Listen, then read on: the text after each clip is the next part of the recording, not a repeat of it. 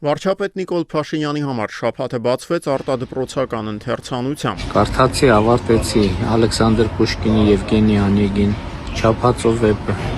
Իսկ դուք ինչ եք կարդում։ Գագիկ Ծառուկյանը շաբաթասկզբին ստիպված էր ընթերցել Իրանի քաղաքացիների իր դեմ տրված ցուցմունքները, դրանք սակայն ըստ փաստաբանների առավելապես հեքիաթի ժանրից էին։ Հստակ ստորագրել են պարտավորագիր, որով հիմնավորում է, որ իրենք 14.5 միլիոն դոլար պարտք են եղել պարոն Ծառուկյանի եւ պարտավորված են եղել վերադարձնելու այդ պարտքը 2 տարվա ընթացքում։ Գագիկ Ծառուկյանը եւ հայկական կողմն են դուժող հանդիսանում, այսինքն գումար ներդրողներ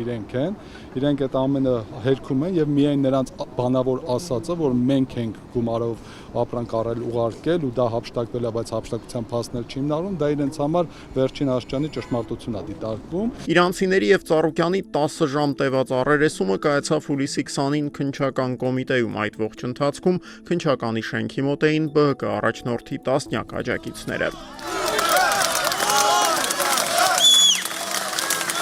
Հաջորդ օրը Ծառուկյանի փաստաբաններից Երեմ Սարգսյանը հեռացվեց վարույթից։ Նրա համոզմամբ պատճառը առերեսման առաջին օրվա արդյունքներն էին, որոնք նախաքննության մարմնի համար այնքան էլ բարենպաստ չէին։ Ինձ հեռացեցին վարույթից, որովհետև այն ապօրինությունները, որ իրենք կատարում էին, երեք ուղղակի ջախջախել են։ Շաբաթասկզբին անգործ մնացին նաև Ծառուկյանին պատկանող Orange Mall-ի մոտ 2 տասնյակ խանութների աշխատակիցները։ Ես 3 շաբթի տեսել եմ, որ ես գործազուրկ եմ։ Orange Mall-ի կապարակնքման պաշտոնական պատճառաբանությունը կենտրոնի տարածքում բարձրավոլտ էլեկտրագծի աշտարակի առկայությունն է, մի հանգամանք, որ նախորդ տարիներին պետական մարմիններից որևէ մեկին որևէ մտահոգություն չի պատճառել։ Իրանք հիմա մահանա են բռնել վիսակավոլտների համար, բայց դրանք 5 տարի է այդ խանութները սարքվել է, ճակատային մասը, որտեղ որ կապարակալել են, իրանց օրոք ա եղել դա ու թույլտվությունը իրան ժամանակ ա եղել։ Հիմա ուզում ենք հասկանանք, եթե այն ժամանակ թույլ են տվել, հիմա ինչի չեն թույլ տալի, որ այդտեղ բնակելի շենքեր կա, այդտեղ հենց այս պահին ասֆալտ են անում, հիմա չի խանգարում այդ վիսակավոլտը, ուզում ենք հասկանանք։ Ընդհանուր առմամբ զգալի է, որ 2026-ի ամռանը Հայաստանում շրջում է գործազրկության ուրվականը։ Բոլորը նստել են մեր աշխատանքի վրա, մենք կանգնած ենք, իրենք աշխատում են։ Հուլիսի 23-ին կառավարության շենքի մոտ էին հավաքվել հայաստանցի բեռնափոխադրողները, նրանց խոսքով ռուսական պատժամիջոցների ֆոնին իրենք զրկված են պատվերների մեծ մասից, մնացածներն էլ իրենց ձեռքից ստանում են վրացական ու թուրքական ընկերությունները։ Ոչ մեկն էլ հետաքրքիր չէ, էլի խոսքի այդ ապրանքը, որ արտահանում եղավ, ինչ ազգի մեքենաներով, մեր երկրի մեքենաներն եղավ, այլ ազգի մեքենաներով եղավ, ինչով եղավ, ոչ մեկին հետաքրքիր չի։ Բեռնափոխադրողների ցույցից 2 օր առաջ հրապարակում էին հայ ձկնաբույծները, նրանց խոսքով Ռուսաստանի կողմից կիրառված պատժամիջոցների հետևանքով իրենք միլիոնավոր դոլարների վնասներ են կրում, իսկ կառավարությունը սահմանափակվում է հայացքը դեպի Եվրոպա ուղղելու խորհուրդներով։ Ձկնաբույծությունը ինչքան պարզ է թվում, այդքան էլ բարդ է։ Մենք 30 տարի գնացել ենք գիմնաստիկայի, հիմա եկել են ասում թե շտանգի գնանք մրցումների։ Ցավոտ եմ 30 տարի է պետք, կամ գոնե մի քանի տարի շորերը փոխենք։ Ժամանակ չէ, վաղվանից պետք է գնանք շտանգի մրցումների։ Եվրոպա։ Այս շաբաթ ռուսական պատժամիջոցները դոմինոյի էֆեկտով հասան նաև Արարատի մարզի այն գյուղացիներին, որոնց արտադրանքի հիմնական սպառողները պահածոների գործարաններն են։ Որ չեն թողում արտահանեն ինքստինքյան, դաշտի պամիդորը չի ծախվում, գործանել չի ընդունում, ժայնամ չեն կարում հանենք, թող գործարան բացին տանենք ընդունենք, չեն կարում աշխատացնեն, թող ուրիշի տան աշխատացնի։ Վերջ ոնց անենք, ես մեր վարկերով է փակելու, պատճառաբանում են իբր արտադրանքն էլ չենք կարող հանենք, հետո ընդունենք ինչ անենք։ Անելանելի վիճակում գտնվող հայ տնտեսվարողների շարքերն այս շաբաթ համալրեցին Wildberries-ի միջոցով առևտուր անող հայ գործարարները, նրանց կորուստների պատճառը սակայն ոչ թե ռուսական պատժամիջոցներն էին, այլ Ռուսաստանի տարածքին հասցվող ուկրաինական հարվածները։ Լույսը բացվեց վատ լուրով։ Գիշերվա ընթացքում վարվել են Wildberries-ի 2 հիմնական պահեստները։ 2.700.000 դրամի մասին է խոսքը գնում, կոնկրետ իմ մասով ես ինքս ներկա պահին ունեմ 7 պահեստում պահեստավորված ապրանքներ, որից 2-ը ներկայությամբ չկան։ Հայաստանի առնվազն 105 քաղաքացիներ սակայն առաջիկա 5 տարիներին երաշխավորված եւ բարձր վարձատրվող աշխատանք կունենան։ Ռուբինյան Ռուբեն Կարապետի, Ալեքսյանյան Վահագն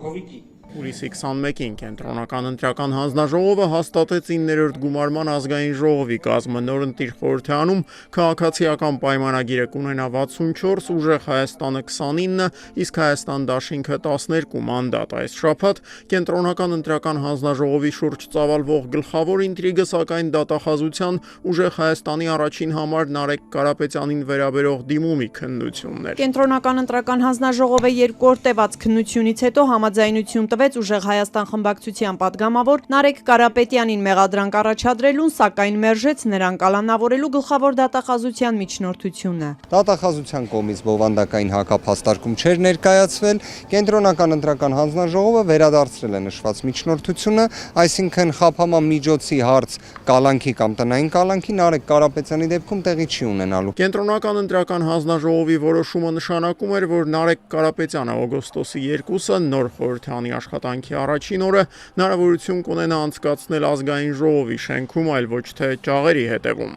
Մի անգամ ասել եմ, մեկ անգամ էլ կասեմ, ավելի մեծ պատիվ է մեր պայքարի համար գտնվել ճաղերի այն կողմում, քան այս կողմում։ Վստահ եղեք, սիրելի հայրենակիցներ, որ ոչ մի բարդ բան Բերդ գնալու մեջ չկա։ Այն, որ ընդդիմության դեմ ճնշումները չեն դադարելու, այս շաբաթ պնդում էր նաև Հայաստան խմբակցության նորընտիր ղեկավար Աննա Գրիգորյանը։ 24 News-ին տված հարցազրույցում նա նշում էր, որ այդ ճնշումները կարող էին շատ ավելի ծավալուն եւ սրընթաց լինել, եթե ընդդիմադիրները որոշեին հունիսի 7-ից հետո փողոց դուրս գալ։ Գիտեք, հիմա շատ երկար կարելի է քննարկել, ես չեմ ուզում այսպես բացարձակ ճշմարտության դիրքերից ասել, որ եթե հենց այդ գիշեր կամ հաջորդ գիշերը մեծ քանակությամբ բան լիներ, ցույց լիներ, դա իրավիճակը կփոխեր, հիմա դժվար է այդ եզրակացությանը գալ, բայց այն, որ Նիկոլ Փաշինյանը ինքը ուզում է, որպեսզի այդպիսի մոբիլիզացիա տեղի ունենա, որպեսզի ավելի արագ կարողանա կազմակերպել այս գլխատումը ընդդիմադիր դաշտի, դա եւս իրականություն է։ Ինչպես նորից շահ։ Այսինքն պետքա մոբիլիզացվեր, չէ՞, հետընտրական process-ներում եւ իր համար ավելի հեշտ կլներ այդ ռեպրեսիոն ալիքը միանգամից այդ փուլում իրականացնել։ Հետընտրական Հայաստանում տարածված մտայնություններից եւս մեկն այն է, որ իշխող քաղաքացիական պայմանագրի հունիսի 7-ի հարաբերական հաջողությանը նպաստած գլխավոր գործոններից մեկը առողջապահության պարտադիր ապահովագրման ներդրումն էր։ Այս շաբաթ սակայն շարունակում էին լուրեր ստացվել, որ այդ համակարգն այլևս նախկինը չէ։ Ընտրությունից հետո դարձավ այս վիճակը։ Երբևիցե վճարում չեմ կատարել, երբևիցե ոչ մի բանի համար չեմ վճարել։ Սա ինձ համար նորություն է ուղղակի, երբեք չեմ վճարել։ Երևի վերացրին առողջապահության ապահովագրությունը, ասում է մեկ այլ կին, որից 6000 դրամ էին ուզել անոթների դուպլեքս հետազոտություն նշանակելու համար։ Հիմա վերացրել են, դարձրել են համավճար։ Այդ ապահովագրությունը մի երկու ամիս առաջվա մի ամսվա բան առաջվա բաներ Մարդկանց մոտ վերադարձել են փող չունենալու պատճառով մեռնելու մտքերը։ Պետք է այն ծայրահեղ վիճակի մարդը պետք է մահանա գնա, ուրիշ ոչ մի բան։ Համավճարը հասել է նաև երեխաներին, մի շարք ծնողներ պատմեցին։ Ասացին մինչև 12000 դրամ մաքսիմում։ Դրանից հետո անալիզները անվճար է բոլորը։ Նախկինի որ տվել եք ես։ Այո, անվճար լրիվ։ Նույնիսկ պարկել ենք, ոչ մի կոպեկ չենք ծախսել։ Նոր է փոխվում։ Այո, շենքն է մեր պետությունը։ Պետությունը սակայն այս շաբաթ շարունակում էր պնդել, համավճարը գործել է նաև մինչև ընտրությունները, սակայն շարքային բուժառուները դա ինչ որ հրաշքով չեն նկատել։ Մեր քաղաքականության մեջ ոչինչ չի փոխվել։ Ոչինչ դեպի վատը չի փոխվել երկրի քրեացին իրավիճակում այս շաբաթ պնդում էին կառավարության անդամներից եւս մեկի ներքին գործերի նախարար Արփինե Սարգսյանի ենթակաները։ Քրեական ոստիկանության Արարատի մարզային վարչության պետի ժամանակավոր պաշտոնակատարը ներկայացրել է հաշվետու ժամանակահատվածում կատարված աշխատանքը անդրադառնալով առանձին հանցատեսակների դինամիկային։ 2026 թվականի առաջին կիսամյակում վարչության կողմից գրանցվել է հանցագործության 324 դեպք։ Պատասխանաբար 15.3 եւ 12.5%-ով նվազել են ծանր եւ առանձնապես ծանր հանցագործությունները, 60%-ով նվազել են հրազենի գործադրմամբ կատարված հանցագործությունները։ Եվ չնայած խիստ լավատեսական այս վիճակագրությանն անցնող շաբաթը շարունակում էր հագեցած մնալ քրեական բնույթի լուրերով։ Ամենաաղմկալի բառի թե բուն եւ թե փոխաբերական իմաստով իրադարձությունը ծավալվեց Երևանում, Մուրացան 109 հասցեում։ Ես տուն նստած սերիալ էի նայում։ Ուժեղ կմփոց եկավ, շատ ուժեղ է, որտես բաներ չէի լսել կյանքումս։ Մի 9 անգամ կրակոց։ Ինչ թվաց թե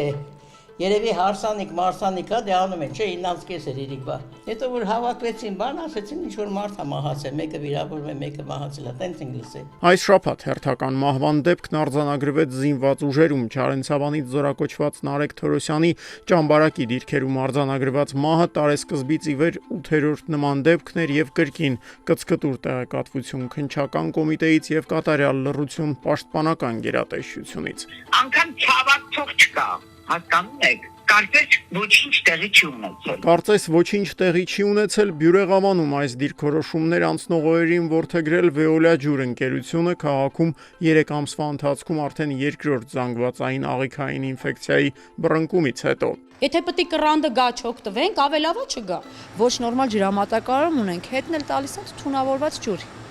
Մենք անասուն չենք, ես իրանց հենց այդ ձևով ասում եմ։ Իսկ Գյումրիում այս շաբաթ, ինչպես եւ նախորդ շաբաթներին, ամիսներին եւ ինչու չէ տարիներին մարդկանց գլխավոր մտահոգությունների պատճառը ոչ թե ջուրն էր, այլ թափառող շների քանակը։ Պաշտոնական տվյալներով դրանց թիվը Գյումրիում շուրջ 4000 է, այսինքն 1 թափառող շուն 30 բնակչին։ Ժողովուրդ ջան, ուրեմն ամեն օր սկորի պոմեշը մեգին գտանի, հեշտ չիդեմ որորն է մեր հեշտը տրած, հացը չենք կրնայստա, ջերմուգի չենք կրնայստա, մեզի խորս կուդան հարևններն ու ջիշերը բդի հեշտած, կամ սաղ շենկովի, զիբիր դթապենք ազգովի,